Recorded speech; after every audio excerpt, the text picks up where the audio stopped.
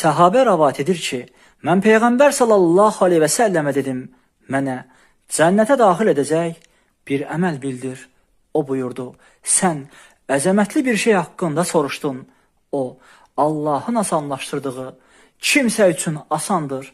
Sən fərz namazını qılmalı, zəkat verməli və uca Allah ilə heç bir şərik qoşmayaraq görüşməlisən.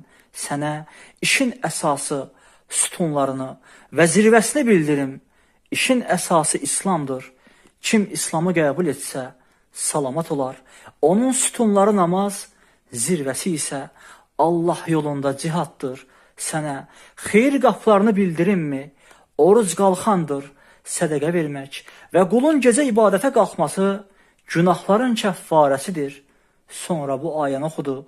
Onlar, yəni gecə namazını qılmaq üçün böyürlərini yataqdan qaldırır, qorxu və ümid içində Rəbbinə yalvarır və onlara verdiyimiz ruzilərdən Allah yolunda xərcləyirlər. Sənə bunların hamısına necə sahib olmağı göstərimmi? Bir neçə nəfər gəldi və onların məni Allah elçisindən yayındıracaqlarından qorxdum. Mən dedim, ey Allahın elçisi, sən mənə, sənə bunların hamısına necə sahib olmağı göstərimmi deyə söylədin. Peyğəmbərimiz əli ilə dilini göstərdi. Dedim, ey Allahın elçisi, doğrudan da biz danışdıqlarımıza görə cəzalandırılacağıq.